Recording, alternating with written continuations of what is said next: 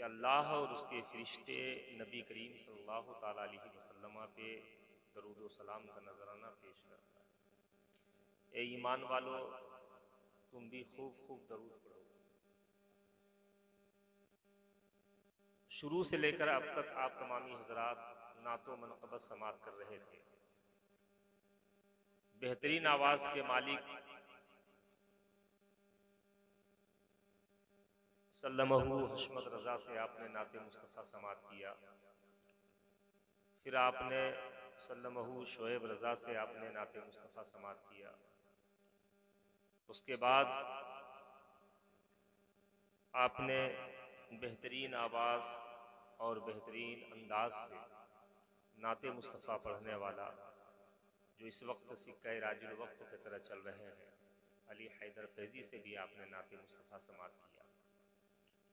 कुछ देर तक उस्ताजुल उलमा हज़रत अल्लामा व मौलाना शमसुद्दीन साहब क़िबला, जिनकी सदारत अल्हम्दुलिल्लाह अभी तक उनकी सदारत में नातो मनक़बत के अशार आपने समात किया और ये महफिल चल भी रही है उन्हीं की सदारत में और इंशाअल्लाह चलती रहेगी, इसलिए कि अल्लाह ने वो मकाम आपको बख्शा है कि हर किसी को ऐसा मकाम नसीबे में नहीं आता। अल्लाह जिसे चाहता है बुलंदी अता कर देता है। ये प्रोग्राम साहिब खाना ने अपने वालिद के ईसाल के लिए मुनाकिद किया। ये प्रोग्राम को रचाया और सजाया इसलिए कि बेटे को मालूम है कि बाप के गुजर जाने के बाद हम अपने बाप को क्या दे सकते हैं। कुछ नौजवान पीछे बैठे हुए हैं, शुरू से लेकर अब तक बैठे हुए हैं, लाई के मुबारकबाद है। ये नबी की महफिल है, थोड़ी देर आप तवज्जो के साथ समात करें, थोड़ी देर आप मोहब्बत के साथ सुनें और जब आप सुनेंगे तो इंशाअल्लाह आपके सीने में सरकार की मोहब्बतों का वो समंदर उमड़ता हुआ नजर आएगा। जब भी किसी चीज से किसी को मोहब्बत होती है ना, तो मोहब्बत होने की बुनियाद पर उस चीज के अंदर कोई खराबी नहीं देखी जाती है। अगर नजर भी आती है ना तो मोहब्बत उसे छुपा लेती है। आज की महफिल, आज का प्रोग्राम जो एक बेटे ने अपने बाप की ईसाल के लिए जो किया है, इनका मकसद ये नहीं है कि हम सुइया वालों को दिखाएं कि हमने बहुत सारे पैसे खर्च कर दिया। इनका मकसद ये नहीं है कि हम और लोगों के सामने ये साबित करें कि हम अपने बाप के लिए इतनी रकम लुटा दी है, बल्कि इनको मालूम है कि जिस बाप ने धूप की शिद्दत को बर्दाश्त करके बेटे को पाला और पोसा, जवान किया, पढ़ाया, घर बनाया, सब कुछ किया, आज वो हमारे दरमियान नहीं है। तो उनकी मेहनत की कमाई का घर तो हम नहीं दे सकते। उनकी मेहनत की कमाई से जो हमें जो जमीन हासिल हुई है, वो जमीन तो हम उनको नहीं दे सकते, लेकिन इतना तो करा सकते हैं कि मदरसा अनवारुल इस्लाम से तलबा कराम को बुला लें, जामिया सैयदना अबू बकर सिद्दीक से बुला लें और भी अहले सुन्नत वल जमात के इदारे से तलबा को बुला लें और अल्लाह की मुक़द्दस किताब की तिलावत अपने घर पे करवा लें और उनकी मग़फ़िरत की दुआएं करवा लें। ये इरादा सबके अंदर होता है। अभी आप नाते मुस्तफ़ा समात कर रहे थे, मैं आपका वक्त बिल्कुल नहीं लूँगा। क़ारी अलाउद्दीन साहब क़िबला की मोहब्बत है कि हर जगह वो हर उलमा से बेहद मोहब्बत करते हैं, आवाम से भी मोहब्बत करते हैं। यानी जहाँ आवाम की बात है वहाँ ख़वास की भी बात है। हर किसी से, छोटे से भी शफ़क़त, बड़ों का अदब, उलमा की मोहब्बत, शोरा के साथ हुस्न सलूक, मदारिस मसाजिद की खिदमात के लिए अपनी कुर्बानियाँ वो पेश करते रहते हैं। पूरा ज़िला नहीं बल्कि ज़िला के अलावा भी जो ज़िले हैं उनमें बसने वाले लोगों को भी पता है कि ये कितने मुखलिस हैं। लेकिन मैं चंद बातें अर्ज करने के लिए हाजिर आया हूँ। मैं कोई तकरीर का मूड बनाकर नहीं आया हूँ और मुझे तकरीर करनी भी नहीं है। बस एक वफादार बाप के बेटे ने मुझे याद किया, मैं हाजिर आ गया। और जाहिर सी बात है कि वफादारी हमेशा काम आती है। अगर आप सरकार के अफ़ालो किरदार पे अमल करते रहेंगे, आप चलेंगे सरकार की याद में, बैठेंगे सरकार की याद में, उठेंगे सरकार की याद में, तो जब आप दुनिया से चले जाएंगे कोई आपका साथ दे ना दे, लेकिन रसूलुल्लाह जरूर आपका साथ देंगे। मोहब्बत से बोले सुभान अल्लाह। मगर शर्त यह है कि आप सरकार के अफालो किरदार पे अमल करें। मैं कुछ बातें अर्ज करना चाहता हूं। अभी अली हैदर साहब फैजी ने बहुत शानदार कलाम रजा आपको सुनाया। इन्होंने मक्ता पढ़ करके, मैं तो चाह रहा था कुछ और अशार आपके समात के दहलेज पर ये हाजिर करे, लेकिन काफ़ी मसरूफियत है इनकी भी, रोज़ाना प्रोग्राम करना है, अल्लाह सलामत रखे इनको। मगर आप ये जाने कि अगर आप सरकार के अफालो किरदार पे अमल करते हैं, सरकार के बताए हुए बातों पे अगर आप अपनी ज़िंदगी को कुर्बान करते हैं, तो उसका सिला अल्लाह रब्बुल इज़्ज़त आपको दुनिया में भी अता करता है और आखिरत में भी अता करता है। एक निहायत गरीब आदमी जिसके पास दौलत नहीं है, जिसके पास रुपया नहीं है, पैसा नहीं है, बिल्कुल गरीब है, नेकियां भी उनके पास बहुत ज्यादा नहीं है, उनका काम क्या है? खेती गृहस्थी करना, हल जोतना, उसके बाद उसी से अपनी रोजी रोटी का इंतजाम करना, बच्चों की परवरिश हल जोत के कर रहा है, तिजारत करके कर रहा है। कभी उस शख्स ने यह नहीं सोचा था कि हम हल चला रहे हैं, हल चलाने की बुनियाद पर अगर हम किसी की मदद करते हैं तो इसका सिला अल्लाह रब्बुल इज़्ज़त इतना बड़ा मुझे अता करेगा, इसका अज्र इतना अजीम मुझे देगा। उस शख्स को ये इल्म नहीं था। अब देखें, आप सिर्फ 5 से 10 मिनट बैठे और मैं आपको बता दूं, अल्हम्दुलिल्लाह मेरा जो मकसद है, मैं अपने मकसद में कामयाब हूं। मेरा मकसद क्या है? बच्चों को तालीम देना। बच्चा वो आपका है। अगर मैं कुरान की तालीम दे रहा हूँ, बच्चा आपका कुरान की तिलावत करता है, सवाब अल्लाह रब्बुल इज़्ज़त मुझे भी आता करता है। तिलावत आपके बच्चे करते हैं, सवाब आपको भी मिलता है, सवाब पढ़ाने वालों को भी मिलता है। वो शख्स हल चला रहा है, उसे ये मालूम नहीं है कि हल चलाने की बुनियाद पर अगर मैं कोई काम कर दूंगा, इसके बुनियाद पर अल्लाह ताला मेरे नसीबे में जन्नत अता कर देगा। अब वो हल चला रहा है, एक इंसान, एक सूफी बासफा नमाजी सोमो सलात का पाबंद उसी रास्ते से गुजर रहा है, और जब वो गुजर रहा है तो जाहिर सी बात है उसे एहसास पेशाब जब हुआ तो पानी की तलाश में वो इधर उधर देखने लगा। तो जाहिर सी बात है कि पानी उसे कहाँ मिलता? चटियल मैदान है, पहाड़ के करीब है, तो जाहिर सी बात है आज जितनी आसानी से पानी मिलता है, पहले पानी नहीं मिलता। आज हमारे घरों में पानी मौजूद है, बेशुमार मोहल्ले में चापानल है। अब कुएं का दौर खत्म हो गया, बहुत सारे नल आपके घरों में फिट है, जब चाहते हैं आसानी से पानी हासिल कर लेते हैं।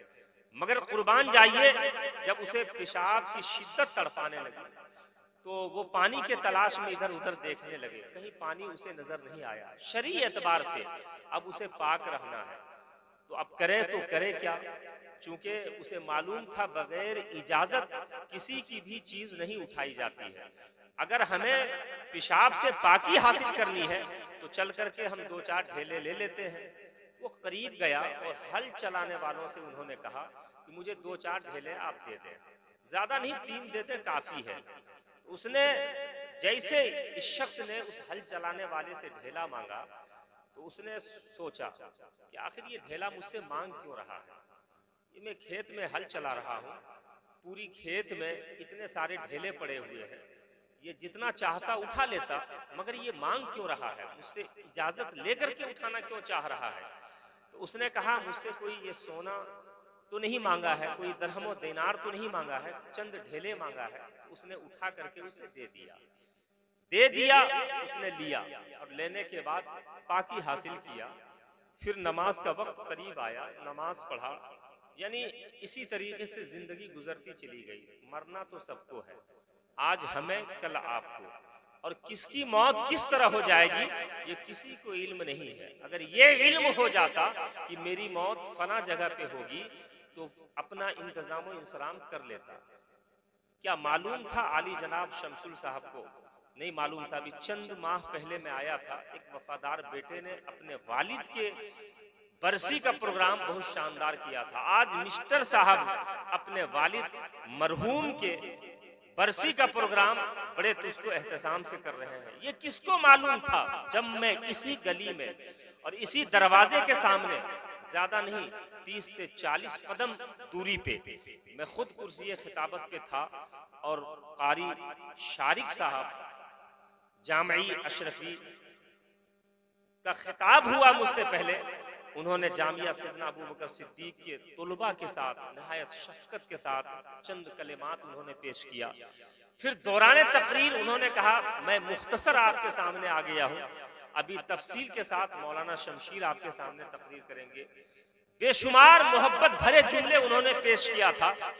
क्या मुझे मालूम था कि आज के प्रोग्राम में वो नहीं रहेंगे? क्या आपको मालूम था कि आज के प्रोग्राम में वो नहीं रहेंगे? आइए दूसरी बात, जो आपके जिसके लिए जिनकी मगफिरत की दुआओं के लिए, जिनकी बख्शिश के लिए, बख्शिश की दुआओं के लिए आप बैठे हुए हैं, जिसे आज पूरा सुइया नहीं पूरा जिला कराफत के नाम से जानते और पहचानते हैं। किनको मालूम था चलने फिरने वाले लोगों की मदद करने वाला इंसान इतनी जल्दी वो हमसे रुखसत हो जाएंगे। रात के तकरीबन 9 बज रहे थे, इत्तेफाक से मैं सुइया के इसी गली से गुजर रहा था, इसी सड़क से गुजर रहा था, और जब मैं गुजर रहा था कारी अलाउद्दीन साहब किबला मेरे साथ थे।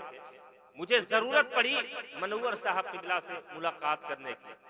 मैं बस इसी बात को सुनाऊंगा, और मैं तकरीर तो सबसे कम अगर तकरीर करता हूं तो मैं करता हूं बांका में, क्योंकि मैं कोई खतीब नहीं हूं, मैं एक मुदर्रिस हूँ, मदरसे की खिदमत करता हूँ, और मेरा मिशन ये है कि मैं खिदमत करते करते अबू बकर सिद्दीक के सहन में अल्लाह की मुकद्दस बारगाह में हाजिरी का शरफ दे दूं। बस यही मेरा मिशन रहता है, और बाकी कोई ख्वाहिश नहीं रहती है कि आप मुझे बुलाएं और मैं मैक पे बैठ करके रात के 1 बजे तक चिल्लाऊं, चीखूं और मैं आपके सामने बयान करूं। मुझे जर्रा बराबर शौक नहीं है, ऐसे शौक से अल्लाह मुझे महफूज रखे। मगर मैं जो बातें बयान करने के लिए आया हूं, ये चंद लोग नहीं बैठे हुए हैं, अल्हम्दुलिल्लाह बहुत लोग बैठे हुए हैं। आज जो प्रोग्राम हो रहा है, इतने लोग अगर 12 बजे तक बैठे हुए हैं कारी अलाउद्दीन साहब किबला, तो आप समझ जाएं कि जाने वाला शख्स दुनिया में भी कामयाब है और आखिरत में भी कामयाब है। मोहब्बत से बोले सुभान अल्लाह। अगर किसी के जाने के बाद 1 दर्जन लोग अगर उसके सालाना प्रोग्राम में बैठ जाता है, तो समझ लें कि वो इंसान ऐसा इंसान है कि उसके बेशुमार एहसानात हैं दुनिया में, आप समझ जाएं। वरना मरने के बाद जनाजे में लोग शरीक होते हैं, मगर मिट्टी देने के लिए उनके पास वक्त नहीं होता है। आप आजमा करके देख लीजिएगा। आप अगर जिंदा है, सही सलामत है, तो आप इस फिक्र में नहीं, इस हकीकत का इंकशाफ करने के लिए अपनी आंखों की बीनाई को तेज कीजिएगा और देखिएगा कब्रिस्तान में जनाजे में लोग शरीक तो हो जाएंगे, मगर मिट्टी देने के लिए उसके पास वक्त नहीं है। अगर बिलफर्ज मिट्टी दे भी दिया, कि अगर मैं मिट्टी दिए बगैर चला जाऊंगा तो पता नहीं मेरा जो अइज़ा अकरीबा और जितने अहबाब होंगे वो क्या सोचेंगे कि जनाजे की नमाज पढ़ा फलां शख्स धीरे से निकल गया, चलो मिट्टी दे देता हूं। अगर मिट्टी भी दे दिया ना, तो फिर वो दुआओं में शिरकत नहीं करेगा।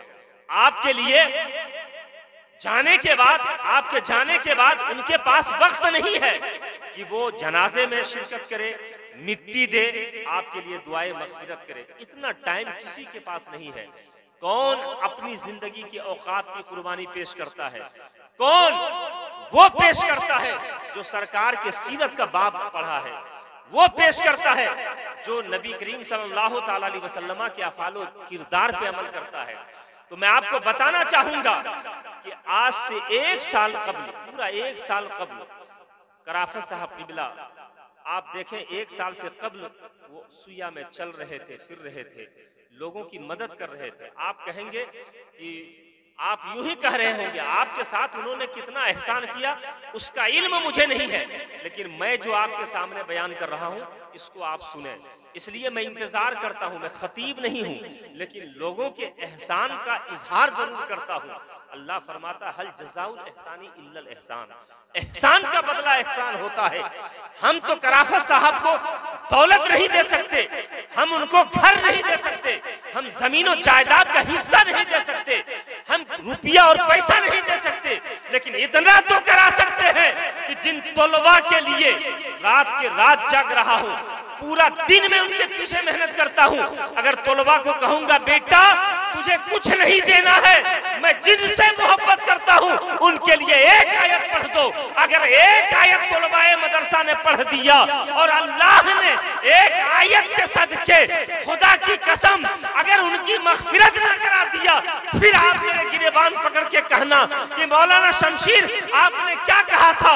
इसलिए शमशीर का ईमान अकीदा कहता है जन्नत दौलत के जरिए हासिल नहीं होती है, जन्नत सरवत के जरिए हासिल नहीं होती है, लेकिन अल्लाह की मुक़द्दस कलाम पढ़ करके अगर उसके लिए इसाल कर दे तो अल्लाह अपनी पाक किताब के जरिए उसकी मग़फ़िरत फरमा दे।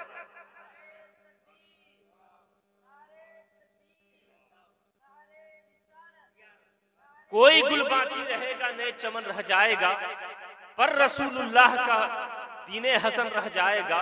हम सफीरो बाग में है कोई गुल का चहचहा, बुलबुलें उड़ जाएंगी सूना चमन रह जाएगा। दो मौतें सुया के अंदर ऐसी है। यूं तो बहुत सारे लोग दुनिया से गए, बेटे को तकलीफ है, नाती को तकलीफ है, कोई चला जाता है, भाई को तकलीफ है, बहन को तकलीफ है, पूरे घर वाले को तकलीफ है, उसके बाद अइज़ा क़रीबा को तकलीफ होती है, कोई ना कोई किसी के लिए कारगर साबित होता है। मगर दो मौतें ऐसी हुई सुया के अंदर जिनसे बहुत गहरा ताल्लुक था मेरे साथ। अगरचे मैं उनसे रोजाना मुलाकात नहीं करता था, या फोन पे मेरी बात नहीं होती थी, या फिर बहुत ज्यादा उनके साथ मेरा वक्त नहीं गुजरा है, लेकिन मोहब्बत में कोई कमी नहीं थी। जिस वक्त बारिश निकलने पर मजबूर कर दी थी, आप सुया के सरजमीन पे लोग अपने घरों पे मौजूद थे, मैं भी मनवर ही के पास आया था। कारी अलाउद्दीन साहब किबला को मैंने फोन किया, किसी काम से मैं अनवारुल इस्लाम में हाजिर हूँ, आप तशरीफ लाए। आप आए जामिया अनवारुल इस्लाम में, और वहाँ हम दोनों की मुलाकात हुई। काफी देर तक बारिश हो रही थी और मौसम बरसात था। इत्तेफाक से काफी मोहब्बत थी। कारी अलाउद्दीन साहब किबला और कराफत साहब किबला की पूरा सुया जानता है। इतनी मोहब्बत थी कि इन्होंने आने से पहले उनको फोन किया, मैं सुया आ रहा हूँ। मुझे मालूम नहीं था कि इन्होंने किनको किनको फोन किया। सुया मदरसे के अंदर, अब अनवारुल इस्लाम में हूँ, इनके पास फोन किया, आप कहाँ हैं? तो इन्होंने जवाब दिया, मैं मदरसे के अंदर हूँ। बोला आप तशरीफ लाएं या मैं खुद जाऊं? फिर हम दोनों आए। सड़क के किनारे मकान है, छोटा सा मकान में अपनी जिंदगी काटते थे। चलने फिरने वाले, गुजरने वाले हर लोगों पे उनकी निगाह होती थी, और जब भी वो किसी को देख लेते तो देख लेने के बाद जरूर कहते कि आप एक कप चाय पिला करके पी करके आप यहाँ से तशरीफ ले जाइए। आप बैठे, तो बैठ रहे, तुम बैठो शांति से। तुम अगर कल मदरसा नहीं जाता ना, अगले साल की तरह देखो मुझे काम लग गया था, मैं नहीं आ सका था, लेकिन तुम वादा करके आज गए थे कि कल गए थे? कल गए थे। तुम वादा करवाए कि नाना के आप चहारूम में नहीं आए थे, इस बार अगर नहीं आए तो रिश्ता टूट जाएगा। तो मैं बोला हर सूरत में जाऊंगा, बारिश हो या पत्थर बरसे। तो तुम जल्दी से अपना निपट करके यहाँ बैठो, जल्दी आओ तुम। अब देखें, दरूद पढ़े, अल्लाहुम्मा सल्ली अला व सय्यदना व शफीना व हबीबना व नबीना। और ये हकीकत है। इसने कहा कि अगर आप नहीं आए तो समझ लीजिए अब चूंकि जवान हो गया है, और इनकी मुलाकात के लिए ही इनका नाना जाया करते थे, अबू बकर सिद्दीक इनकी मुलाकात के लिए जाया करते थे। बहुत कम वक्त में हाजिरी देते थे और चले आते थे। और हर नाना को अपने नाती से काफी मोहब्बत होती है ना, होती है। और हर मामा को अपने भांजे से मोहब्बत होती है, हर माँ को अपने बेटे से मोहब्बत होती है, और हर बेटा को अपने वालिदैन से मोहब्बत होती है। मोहब्बत से बोले सुभान अल्लाह।